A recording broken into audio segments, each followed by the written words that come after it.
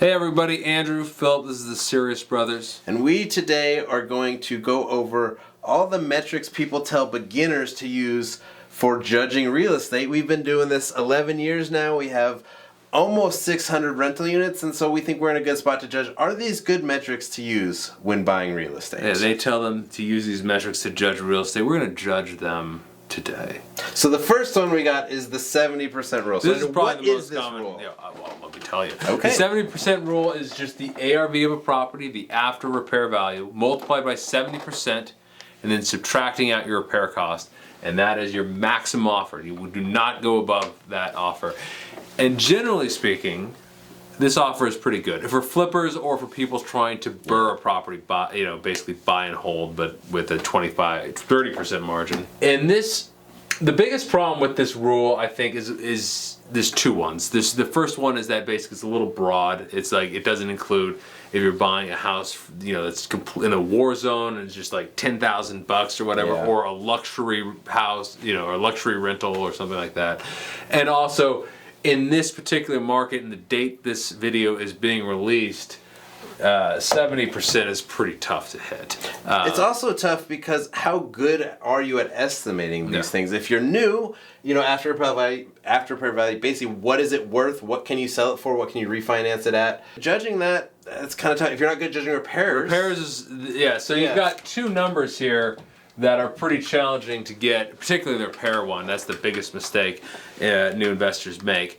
You might want to play around with this a little bit if you're in a nicer area with a luxury, like a really high-end property. If you're offering $70,000 on a $100,000 house, it doesn't sound like it's that much of a low ball. Yeah. But $700,000 on $1 million house, that's a huge $300,000. Yeah, it sounds a little bit bigger. So this might need to change a little bit in a market this hot. It's tough to hit might those need numbers. to sacrifice a little hard. bit of margin, take a little bit more chance there. Because experienced investors who really know what they're doing, they're going, I can't get 70, I'm going to take 80 because I know I can hit it. And so they're taking the slimmer margins to keep getting deals coming in because they're so competitive out there. So you got a lot of asterisks, and I would still run down all the numbers. Okay, this is what the commission will be if it's listed. This is what the closing costs. These are all the costs in here, and this is what my profit will be. Put all the numbers on paper. Don't just use this calculation. But overall, with all those asterisks and caveats and things we put in place, I think it is a pretty solid rule. Yeah. If you can hit this and your ARV and repairs are in the ballpark,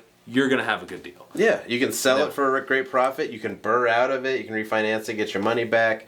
It's really good. And also, it's a great way to think about real estate. Like, think about it, what it's worth when it's finished. What am I going to be all into? It's just a great mentality setter for how to think about real estate. And it's also pretty simple. You can do it in your head. And so it's definitely a good tool, good rule of thumb. Again, go through all the numbers, write it all out, make sure it still works. And you might need to adjust it. So what grade are you going to give it? I would give it a B+. I think that's pretty fair. I think a B+ is pretty good. So we're going to rock the B+ here. This rule is legit-ish. Now, the 50% rule. What is that rule? I'm like 50-50 on this one. The 50% rule is for apartments. And basically what it says is take your gross income from that apartment, multiply it by 50%, and that will be your gross expenses. Your expenses will be half of your income. And that is not true necessarily. No, it's not. And for a house, this doesn't really work. For houses, this is for apartments. Yeah. But you've got a lot of variables here. If the apartment is very old, that is going to be higher. It's going to be a lot. If it's very new, it should be lower. If you have a large common areas where you're going to be needing to clean it and paint it every once in a while and stuff like that, or huge grounds, if it's like a big park, like it has a big courtyard and all these other equipment, if it has a pool, that's going to increase that. This is the reason I really dislike this rule. Is this first one, gross income, kind of has nothing to do with this other one, gross expenses. If your property is 100% vacant, you still have expenses. It's not 50% of your expenses your income. So if that's not the case, you got to go off of pro forma. You got to estimate how much you can bring in. But then again, like the 70% rule, you have two numbers you have to figure out. You have to figure out this number here. And even if it's fully rented, is it under rented? There's so many potential variables. How old is? Do the tenants pay the utilities, or do you pay the utilities? And all bills paid property is going to have a much higher number there than one that then the tenants are paying. And again, we're talking about mentality. I personally don't like this because I don't think it's the right way to think about investing in either portfolios or apartments. It's just with the income being not correlated with the expenses, really. I just think it's a poor I'd say way to they're think about correlated, but it's not causal. Exactly. That's what I mean. It's they tend to go in the same direction, but they're not necessarily in the same direction for all like the age, the quality. I mean, if you have a really difficult resident, they're not going to be generating as much income, and they're also going to damage the property more, cause more expenses. So yeah, if you're in an area that has really extremely really high taxes, also tends to have really high regulations with regards to eviction. So if you're in a low, it could be very all sorts of. There's so many variables in that just broadly speaking, 50% is not going to work. But what grade would you? Well, hold on. I give it an asterisk to my asterisk, and that is this: if you are looking at a large number of properties and seeing all of these ones come across your desk, you can use this rule more or less to kind of sift through the ones that obviously aren't going to work. Like, okay, this one is not even close. It's not even close to what I want. We'll just throw it that way. It's a way to save time, and it will usually be in the ballpark. So I would give it a C-. Never something to rely on, but a tool in the toolbox. I think you're being a little generous, but fine. You're going to give it a C-? No, I'm going to be a D, but you can put a C-. We can put both. There's a disagreement here. I don't like thinking about real estate this way. You can save time, use it, but if you start thinking about real estate in this way, I think you're going to make mistakes long term, and I just think it's something to generally stay away from. Just analyze the deals, find the diamond in the rough. You're going to miss stuff if you're using shorthand all the time. If you're buying a big apartment complex, you're probably going to spend some time on figuring out if it's worth buying or not. Exactly. You should be very diligent on those. So I just don't particularly like it, but go ahead. Next, we move on to the 2% rule. And this rule, I would say, is if a real estate calculation could be a domestic terrorist, set the world the on fire. 2% rule would be it.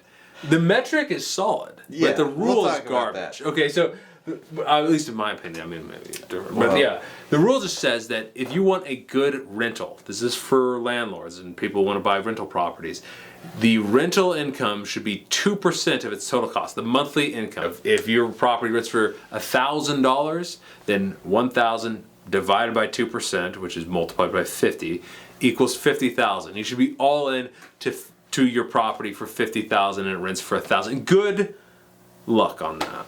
Well, doesn't that sound great to get 2% of the value of rental income? Why would that be bad? What property are you going to buy that you get that kind of return on? I mean, what kind of property is that? It would be on the intersection of Warzone and Skid Row. But why is that? It's because this rule pushes people to buy houses that look good on paper, but only on paper, but don't actually perform that way. You can buy a $30,000 house that rents for $600, but you never collect that $600. There are good residents in bad areas. There are good properties in bad areas, and you can make money, but you really got to be a specialist in there. You got to know Section 8. You got to know what to rehab, where exactly to stop when it comes to rehabbing a property, but you need to make it functional so there's no problem. You don't know how to deal with tenants who aren't necessarily super consistent payers. And so there's new investors should have nothing to do with this. This is a specialty that you need to be a specialist to invest in and do so well. But this rule pushes people to buy, especially when we first came to Kansas City, we were seeing all of these people. Some of them were from Australia, back when you were allowed to leave Australia. They were sorry, but they were from they would be looking at these houses. They were from Sydney. Their average house was $1 million there, and they're seeing a house for $30,000-$40,000. It's in the worst area. It needs to be gutted. They get it rented. The person would stop paying. It just went downhill very quickly. Remember, a roof costs the same, dollar for dollar, on a $30,000 house, a $300,000 house, and a $3 million house. Now, there are differences. Obviously, you're going to use better materials for the most part. You're going to have a nicer kitchen, bigger square footage on more. But it doesn't go up linearly. Yeah, the fixed costs are still there. Yeah. So you're getting this, cheap house with a low rental amount, and the fixed costs are still large. And if someone destroys the inside of the house, you still got to do all the work. Kind of going back to this rule a little bit, your 0.5 is going to be like 1.2, 1.4, 1. It's going to, your expenses will be above your income. Yes. In those areas, and that's even if you can find a 0.5% or a 2% these days. Even now, that's really hard. Now, this rule is good. The rule is garbage. The rule is garbage. The metric. The metric is good, but you need, when you're looking at rent to cost. That's a good way to good shorthand to think about it. But you need to be comparing like to like. Like usually, if you can get about 1%, it will cash flow, but it can do less. You want to be 1% on $1 million property is so much different than 1% on a $20,000. You want to be looking like in kind of the way you do a comparative market analysis. Like this property is worth about the same as this one in a similar neighborhood. Okay, this property has this rent to cost. And I'm looking for one that has a better rent to cost, so that makes it a better deal rental wise. That way it can be helpful. But insofar as something to aim for that's that specific, particularly if it's 2%, like a 1% rule is not a good rule either. But at least it's not a steaming dumpster fire. It's a good metric when comparing like to like. Super but helpful it's not when you know what you're doing and you're trying to quickly analyze rental houses and stuff like that. Comparing rental houses. Exactly, I think it can be super helpful, especially when you know what you're doing.